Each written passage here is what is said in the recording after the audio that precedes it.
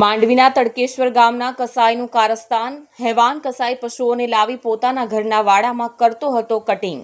DYSP બીકે વનાડની પોલીસને મળી બાતમીના આધારે માંડવી અને તડકેશ્વર પોલીસે કરી રેડ. ઘટના સ્થળેથી કસાઈ મોહમ્મદ ઇકબાલ રાજા પશુઓનું કટિંગ કરતા ઝડપાયો. પોલીસે નાના મોટા 8 વાછરડી અને 2 વાછરડાને બચાવી લીધા.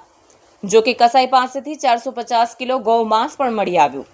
તડકેશ્વરના નવીનગરી વિસ્તારમાં કસાઈ મોહમ્મદ ઇકબાલ રાજા બેખોફ રીતે મૂંગા પશુઓને કાપતો હતો. પોલીસે ઘટના સ્થળેથી નાના મોટા છરા મળી આવ્યા.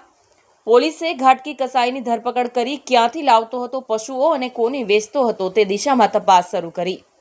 પોલીસે પશુ ક્રૂરતા અધિનિયમ કાયદાની કલમ 11(1) મુજબ ગુનો નોંધ્યો. જગદીશ ભરવાડ, ન્યૂઝ 14, તડકેશ્વર. સુરત રેન્જના આઈજીપી શ્રી પ્રેમવીરસિંહ સાહેબ તથા ડીઆઈજી શ્રી હિતેશ જોયસર સાહેબની સૂચનાથી ડિવિઝનની અંદર આવેલા પોલીસ સ્ટેશનોમાં ગૌ કતલ છે એને રોકવા માટે થઈને સૂચના આપવામાં આવેલી અને એ અનુસંધાને આજરોજ વહેલી સવારે માંડવી પોલીસ સ્ટેશનના પોલીસ ઇન્સ્પેક્ટર અને સ્ટાફને બાતમી મળેલી કે તડકેસર નવીનગરી ફળિયામાં રહેતો એક ઈસમ છે એ પોતાના ઘરની પાછળ ફળિયામાં અમુક ગાયો છે એને બાંધેલી છે અને ગૌ કતલ કરી રહ્યો છે.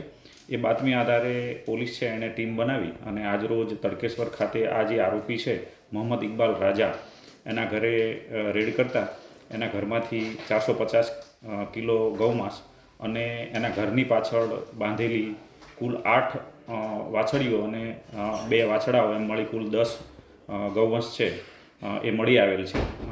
સમયસર પોલીસ ત્યાં પહોંચી જતાં આ જે ગૌમાંસ છે એને બચાવી લેવામાં આવેલી છે. આજે એણે જે ગૌમાંસ જે કતલ કરીને ઘરમાં રાખેલું હતું એ પંચનામાની વિગતે કબજે કરવામાં આવેલી છે. આ વાછડીઓ છે એની કિંમત 60,000 ગણવામાં આવેલી છે અને એની ગૌમાંસ છે એની કિંમત 45,000 રૂપિયા ગણી પોલીસે કબજે લીધી છે. એ ઉપરાંત આ ગૌ કતલ માટે એને વાપરેલા છરા કુલ નંગ 7 છે એ નાના મોટા મળીને કબજે લેવામાં આવેલા છે. મોબાઈલ છે અને એની સાથે તાડપત્રી અને અમુક જે લાકડાના જે એને સપોર્ટ રાખેલા હતા એ તમામ વસ્તુઓ પોલીસ દ્વારા કબજે કરવામાં આવેલી છે.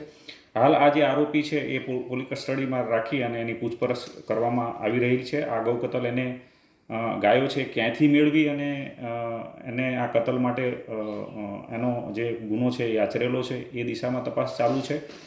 કોને આપવાનું હતું, આમાં કોણ સંડોવાયેલ છે, અન્ય કોઈ વ્યક્તિ છે એની આમાં સંડોવણી છે કે કેમ એ દિશામાં પોલીસ દ્વારા હાલ તપાસ ચાલુ કરવામાં આવેલી છે. આ આરોપી છે એના વિરુદ્ધ હાલ બીએનએસની કલમ 325 અને 223 તથા ગુજરાત પ્રાણી સંરક્ષણ અધિનિયમ 1954 અને 2017ની કલમ 5(1) તથા 8(1), 2, 3, 4 અને પ્રાણી ક્રૂરતા અધિનિયમ 1960ના કાયદાની કલમ 11(1)L મુજબ ગુનો દાખલ કરવામાં આવ્યો છે. આ તમામ કલમો છે એ આજીવન સજાને પાત્ર કલમો છે.